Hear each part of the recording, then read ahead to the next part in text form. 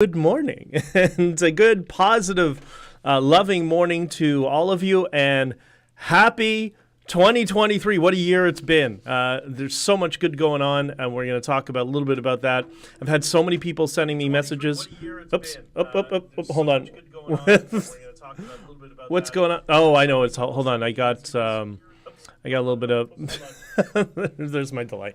That's my feed. So there's so much good things going on. So many people have been sending me messages, and yes, I promised you this would never be a refined product, and I'm doing one hell of a job in that respect. I hope you guys don't mind.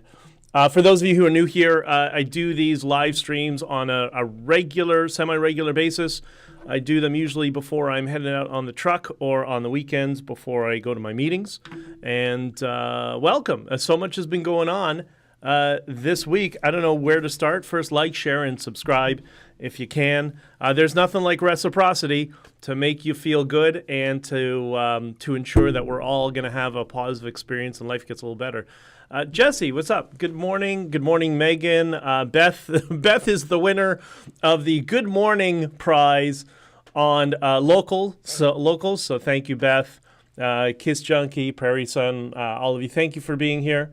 And yeah, a couple of things. I hope your 2023 has been as amazing as mine has.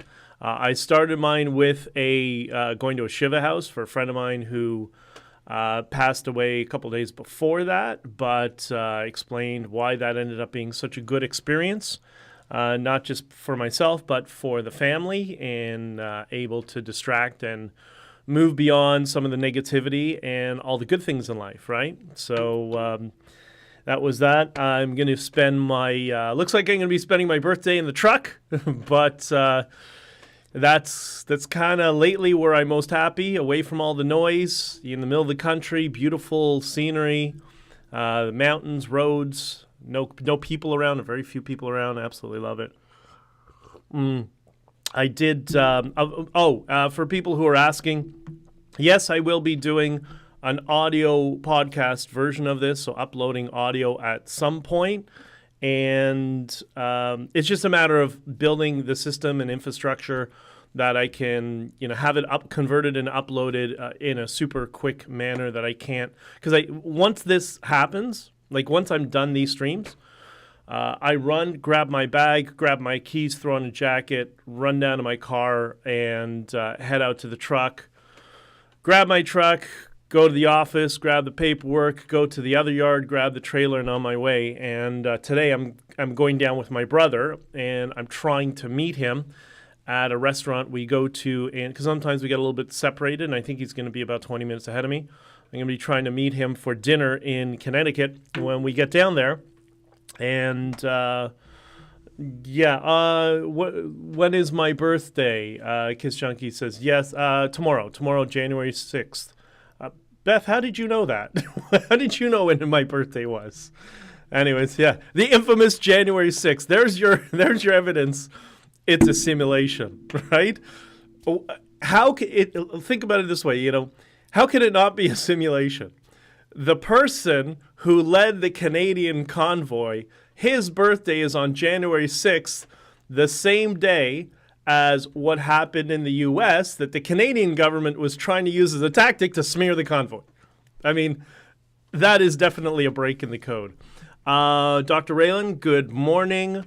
Tao, good to see you. And hope the truck doesn't give you the birthday bumps. Well, just spent some more money on repairs, so it'll probably be fine. I'm in the shop every month at least, just even when I don't have to, just to make sure everything's ready because I don't want to be stuck on the side of the road. Sonia, you're never late to the party. Okay, so I did an interview, a podcast from the truck, from a beautiful rest area right around, what's it called? It's right on the border of New York and Pennsylvania. It's called Marathon, and it's beautiful.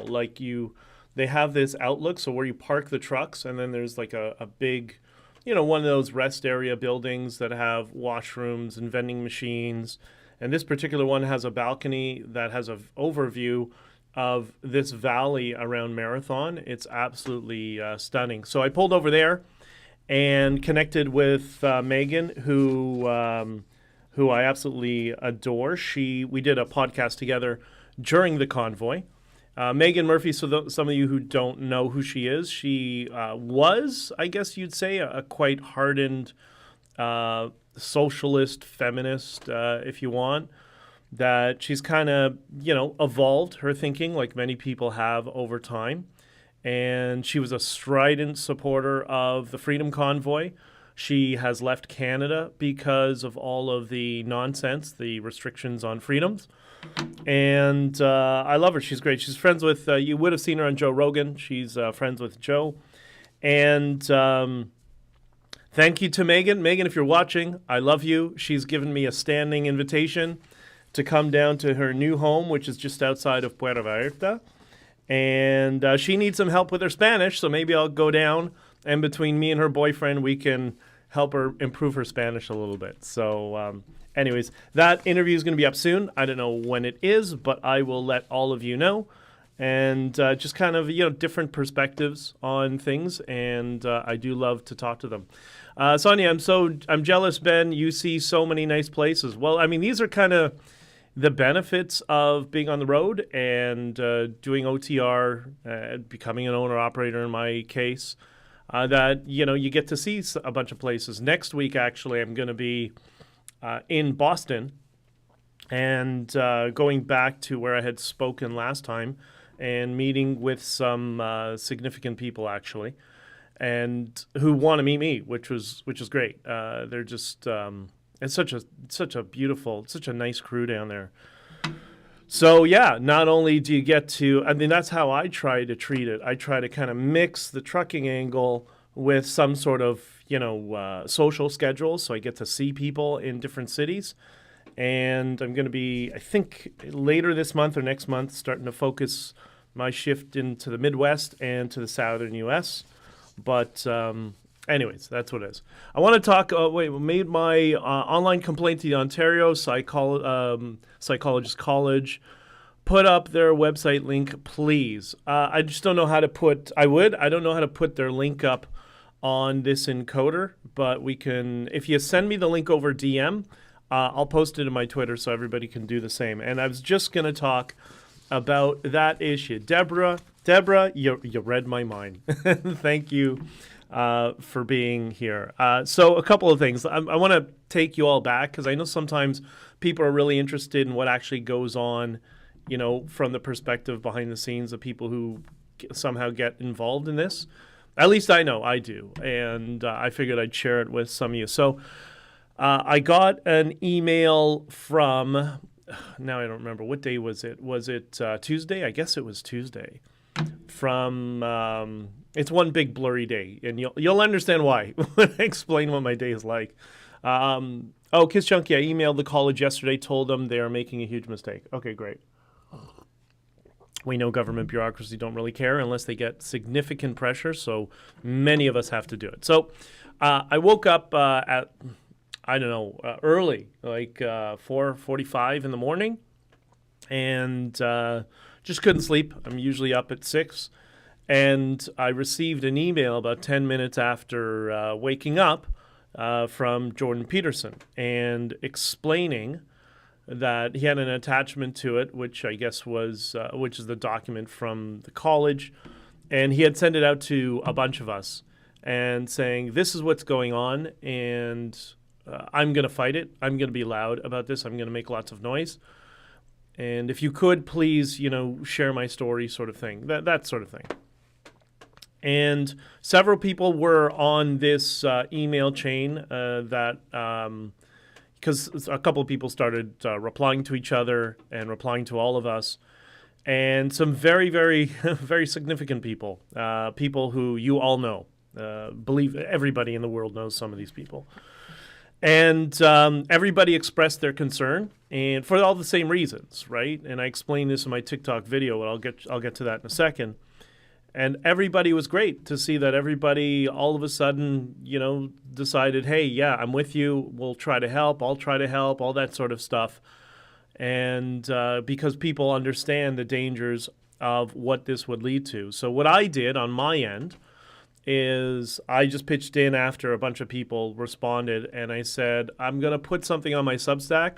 I'm going to call a journalist I'm friends with and reach out to, I know the guys at the National Telegraph, where I'm broadcasting simultaneously right now, and let them know that this is what's going on, and tell them just grab my Substack article, throw it on the National Telegraph. Let's get as much exposure around this as possible. Good morning, K9. I hope you're well. Good morning, and good to see you. And ATM 1995. I love that name. That's brilliant. So anyways, I let them know. So this is why I wasn't streaming the other day. Normally I would be streaming then, because I just didn't. First, I had to go pick up my truck, was in service, and this was going on. So I get in my car, I call Mark Petroni and said to him, listen, we need to do an article. This is what's going on. I forwarded him the information from the email from Dr. Peterson.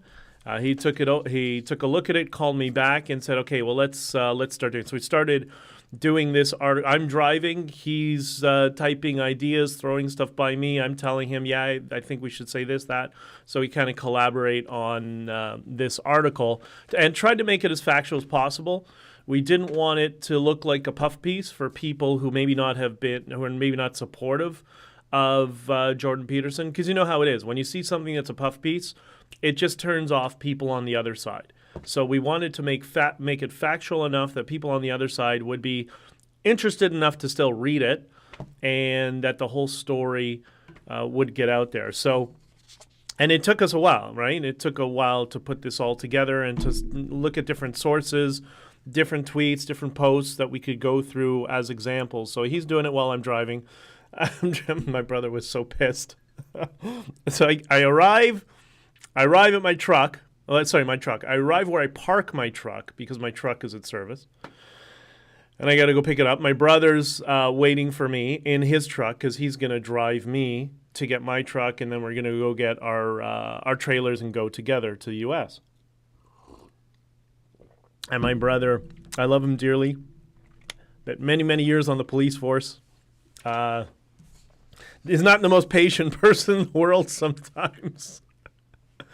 And so he's waiting. He's like, come on. I'm like, I'm trying to move my car, grab my stuff, throw it in. Well, I have a phone attached to me the entire time, trying to do this article with Petroni, and we continued doing it in the truck. And basically, maybe a few blocks away from arriving at the, a few blocks away, we got enough, and I said, okay, Mark, I'll call you back. Let me know when you're done, and all that sort of stuff. And got my truck. My brother dropped me off. Finally got to the yard. So I'm in the yard, and what do we get? I get Mark, like, we got to get this up. It's got to be up quick. Like, we got to, this has got to be, this. He comes from, the legacy media where, you got to get the story out. You got to be the first one and all that sort of stuff. I come from, the podcast, alternative media world where it's all about archival stuff. It doesn't really matter who's first. It's a matter of kind of which audience it goes out to. But he's like, no, come on. All right, fine. Anyways, so I'm in the yard. So I get to the yard. I had to call Mark back. So I'm calling Mark back. Of course, I didn't have my Bluetooth with me, like my little one, and only my earphones in the truck, so I can't use those. So I'm trying to talk to him, discussing the article again, just different changes. I'm trying to unlatch the fuel for my truck and, put my card in and put both. There's two tanks on a truck. It's a long process, a little different on a truck. And finally, he's okay, great. This one's good. I'll send you to an email. Great. So I do my, I pull my truck into the trailer and pulling around. And then he's like, okay, he sends me the email just as I'm pulling out of the spot. Oh, God. All right. So I got to back into the spot again. Now I got to unload. But the yard that we have a couple of yards at the company I'm a carrier with. was not particularly big, so everybody's honking at me. Move out of the way. I have my laptop open, my leg up, trying to hold on 1 second. Me pissed off quite a few people in the yard. But that is my life, usually doing three things at once. But I managed to, just after I did my safety checks, I managed to get that article uploaded to the Substack. So those of you who came here from Substack, because I did a post today, thank you very much for acknowledging it and reading it. I greatly appreciate it. And so then I contacted the guy at the National Telegraph, said, here's the link, there's the article, post it out. We got to help Jordan out as much as we can because he's being targeted, right? But it was a scramble all around. And why was, for me, this so important? And I think for all of you, and I explained this in my TikTok, for those of you who didn't see it. And I think this is Jordan's motivation. I haven't spoken to him since the email because I'm sure he's been quite busy over the past couple of days with people who are way more important than I will ever be. And it's important because it's about all of us. It's not about Jordan, right? He's just the example that the institutions are using to, publicly shame him, which is what this is. They're trying to publicly shame him and remove his accreditation unless he submits to their will, which was social media training or whatever. He's got 13 million followers. I think he's got social media down. I think he's okay, But it's all just about control and exercising political control because this is what extremists do and authoritarians do. It's a lesson to doesn't matter how famous or successful you are, Peterson. We're going to step on your neck and you're going to do what we say and you're going to say things how we want it said. That's where we've gone with the lunatics, the fringe lunatics that run our governmental and our institutions and our government in Canada. That's how pathological and insane these people have become, to the point that a psychologist can't have political opinions. And again, it's not about him. It's about you, because you're next. He's just the experiment. And if they can show how much power they have, then all of us are doomed. And I think that's why Jordan has taken this so seriously and is trying to get everybody around the world to pay attention to this and to put insurmountable pressure on some of these people who think they can dictate and control your lives. And it's always, safety. It's always for safety, right? Every authoritarian regime in history, they always get to power with the bullshit excuse of safety, right? Because the Berlin Wall was for safety, right? Protecting people from the evil capitalists is what the Berlin Wall was. And it's shocking how many people forget their history. John, what's up, brother? It's good to talk to you, man. John is, for those of you new here, John is a buddy of mine, fellow trucker, although he would say real trucker because he's off-road. He's doing a triaxle off-road in northern BC, which hopefully I will be coming out to see him and many other people out there sometime this year.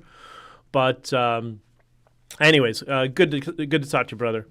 So so that's how the morning started, and trying to do my safety checks, get my truck done, back up to the load, and get gas, all while simultaneously trying to edit an article with Mark Petroni on the phone and upload it at the same time. Was a little bit chaotic. A lot of people got angry at me at the yard, but it is what it is, right? And but it got up, which was important. So what was very interesting is the number of people that grabbed this story and started to communicate it, and the contrast between fake news media. So, for example, I didn't even see everybody who commented on it, of course. I was in my truck, and I was actually on the phone most of the day. Don't worry, Bluetooth, whatever, not phone. but dealing with a bunch of related issues tangentially. And somebody sent me for those of you who don't know, The Quartering is a YouTube channel run by Jeremy. He does, 3 videos a day, commentary on politics, all that sort of stuff. He's a typical gamer, techie guy, kind of my generation, my sort of guy, right? And he got, when I last checked it, 450,000 views, and he sourced. It was a good idea for me to put it to the National Telegraph, because he sourced the National Telegraph in his video about Peterson being reprimanded. So a big thank you to Jeremy at The Quartering for doing that. And I was trying to figure out, why is my phone going crazy with all these, Substack new followers and all that sort of stuff. And it was, I guess, because of him, and I'm sure some other people referenced either my Substack article. By the way, BJdichter.substack.com, those of you who don't watch it or don't read it. And so they sourced one of those two places. And everybody else also who was on the list, who's supportive and friends with Jordan, were also doing the same. And that's why I explained in the TikTok video I put up, this is kind of an all hands on deck, because they're going to start with him and they're going to end off with you. And we cannot let this go. I have something else, another surprise in the works for the college.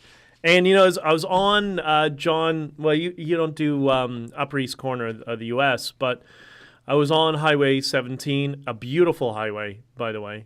All mountains, road, beautiful scenery, rivers, mountains. It's gorgeous. I often take pictures and get some video footage. If I can find my GoPro, I'll put some of that stuff up. I was on Highway 17, and all day it was back and forth. I was getting lots of calls about a bunch of things. And one of the people I reached out to, I pulled over at a rest stop for a few minutes. And I sent a private message to somebody who I very much like, Scott Adams from Dilbert, who is being attacked, and a little asterisk, so I'll talk about that in a second. And just said, hey, we all got this message from Jordan. I put something out. Maybe if you can help, it would be greatly appreciated to get as much attention on it as possible. And, special thanks to Scott Adams. He responded and said, yeah, no worries. I'll retweet it out.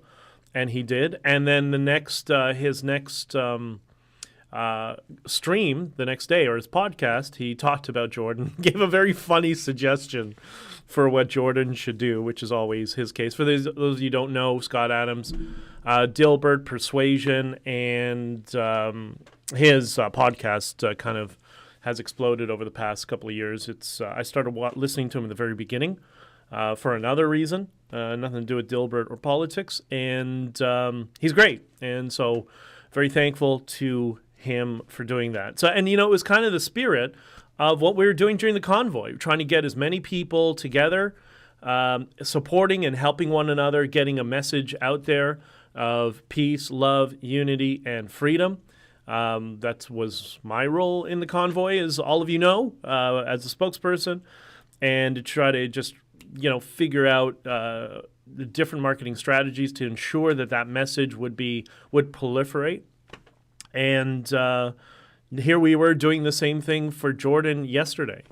But what was very interesting, while, and again, this adds to the delegitimacy of the legacy media and why it's irrelevant, is just Jeremy's video alone, The Quartering, was up to, I think, 450,000 views, like I mentioned, right? How many views do you think the CBC got yesterday? 10% of that? Maybe, if they're lucky. Like, nobody watches it. And somebody sent me a message saying, yes, CP24, for those of you who are not in the Toronto region, that's kind of like the main short version news story, fake news, whatever. Same 5 stories regurgitated by all the other media conglomerates, corporate media conglomerates all day. Not one word about Jordan Peterson being publicly shamed by the institution having his license pulled, right? They were apparently talking about a funeral for a police officer, an OPP police officer. It's very interesting, like, listen, I'm pro-cop because I have family who are cops, which put me in a unique position in Ottawa. And you could see the contrast between politicized police officers and real police officers.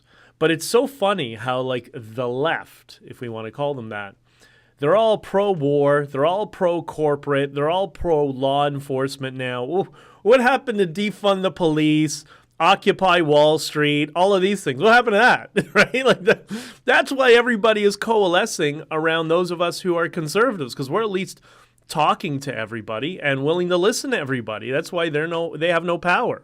And when I say conservatives, I don't mean conservative party establishment. I mean conservative-minded, objective-minded people, right? So, I just thought that was another example to show how useless they all are. And that leads me on to a tweet I posted earlier today. I've written down because I'll forget what it is.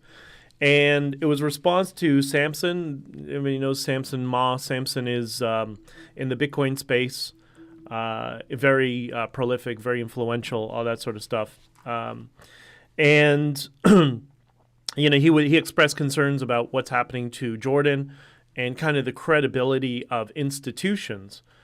And my tweet was response to him was this.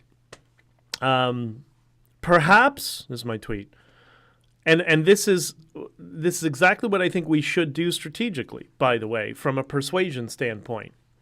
Perhaps we need to reframe our worldview to the following.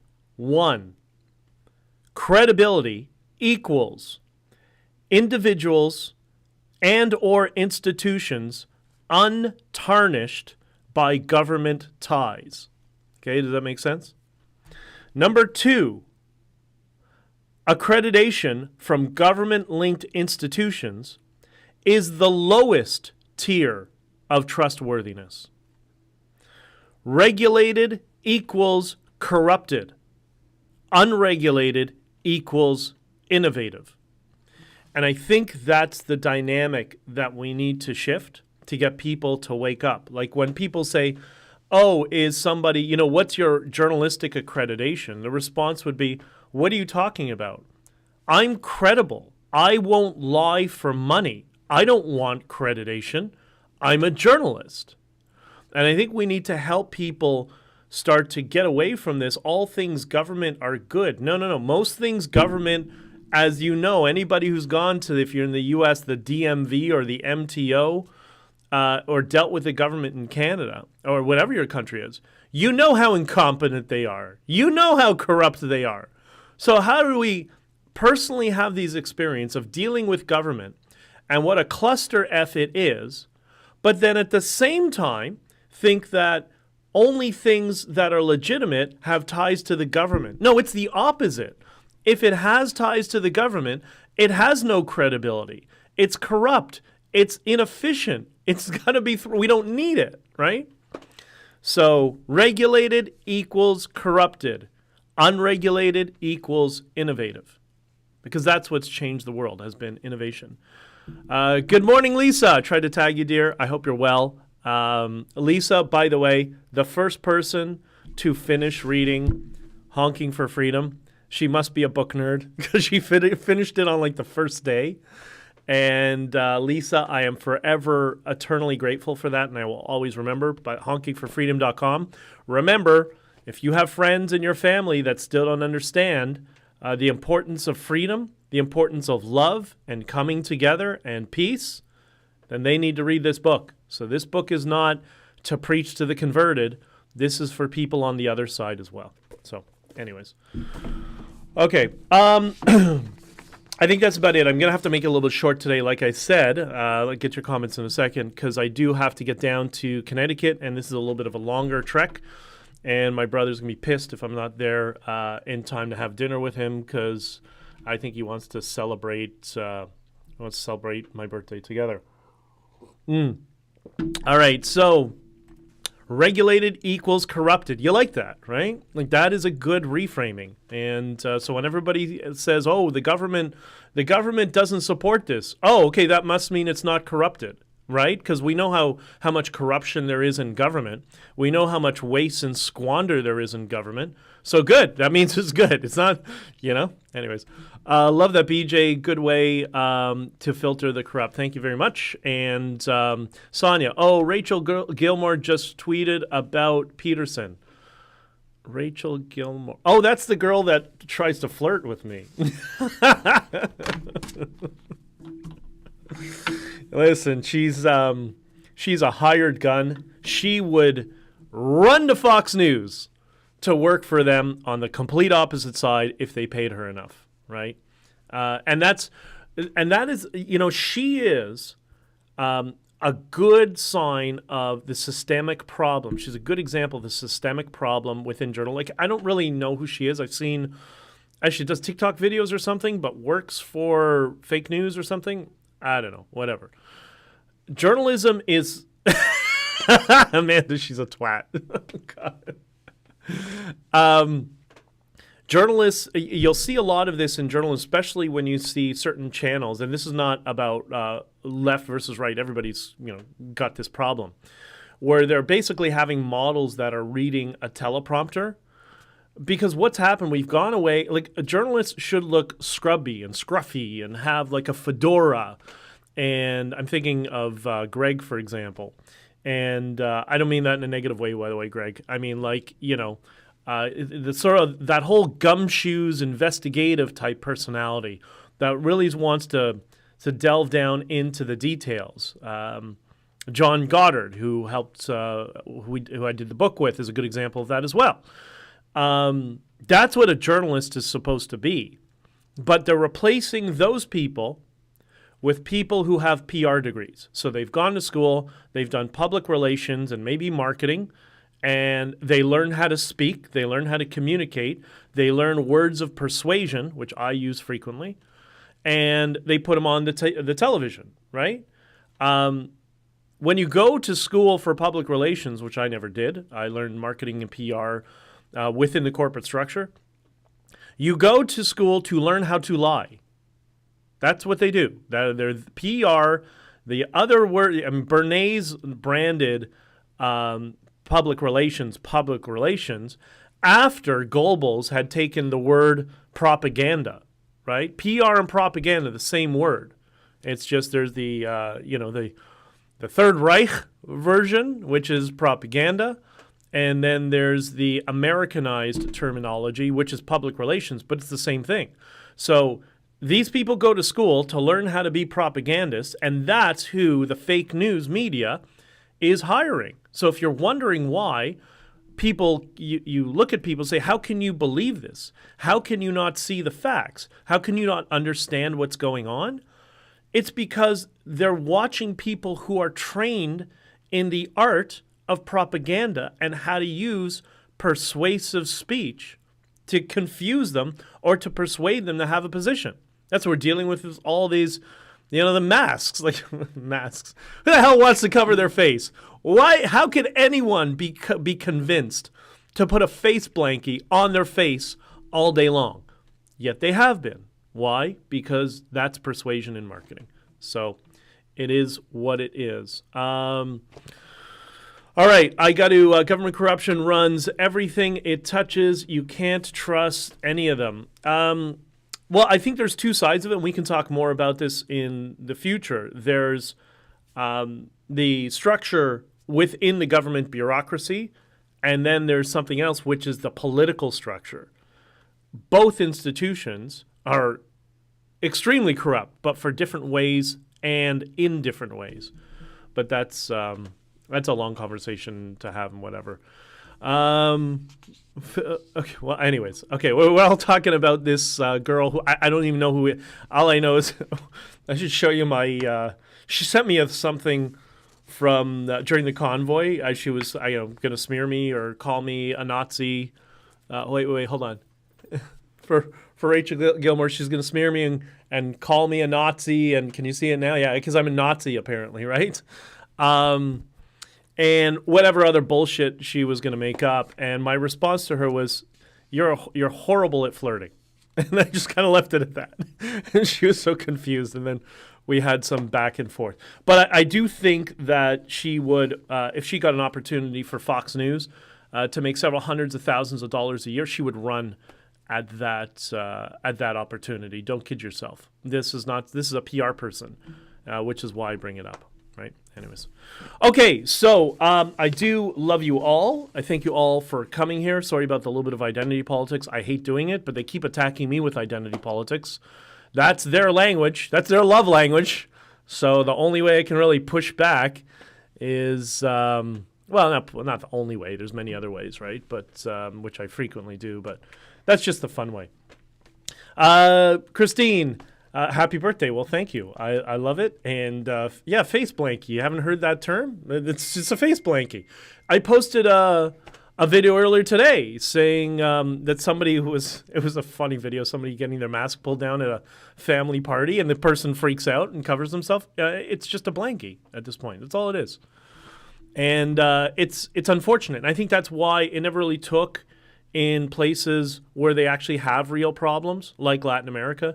Where everybody just thought it was just the stupidest thing they've ever heard, because they live under much more difficult circumstances. 95% of their country, well, not quite 90%, but a high percentage, is dirt poor and can't put food on their table. We can't waste their time with this bullshit, right? And so anyways, God bless people who have strength in Eastern Europe, Latin America, South Asia, parts of Asia. I mean, those of us who are not in the West who still have a brain, right? Anyways, I love you guys. Cheryl, you are loved, BJ. I try to. And, just a little word about that. Because there's going to be more stuff happening over the next year, be prepared for the fallacious attacks, the scripted nonsense, the rumors, the whisper campaigns about me are going to accelerate significantly. And this all comes from the political class, by the way. And it doesn't necessarily come from the left either. It's all the smears, Dichter this, Dichter that, whatever. It's because they're afraid of me, and they should be afraid of me. Because I'm not part of any political cult. I don't care. I want the truth. I won't lie to you ever. I expect the same for them. I'm not playing ball with bullshit. So because of that, you're going to see an increase in the attacks against me. I just promise you, it ain't true. Everything you want to know about me, you got here. You can all contact me through Twitter. I'm pretty open, and except for the fact that there's just, sometimes a little bit of volume like there was the past couple of days. But this is going to be an amazing year, I'm telling you. 2023 is the year everybody is waking up and realizing that, hey, there's a lot of people in this world who lie. And I just don't have to believe it and participate in it anymore. And if we can start to reach out to those people who maybe had been our political adversaries on the other side of the political sphere or positioned differently within the political triangle, which I'm going to discuss when I get a whiteboard in here and map it out for all of you. If we make ourselves open to those people who are starting to question what they believed over the past couple of years, you're going to see how dramatically the world changes and how little power your government has, because they really have very little power. The only power they have is to keep us divided and fighting with each other. And that's why, like with Rachel Gilmore, that's her name, Gilmore, whatever. That's why I'm not, attacking her saying, like, I love when Amanda, she's a twat. That's why I'm not, that's funny, but I'm not, she's a PR agent, right? That's it. So she doesn't have any moral framework, to be entirely honest, which, okay, fine. I do. I have a strong moral framework. Many of you do.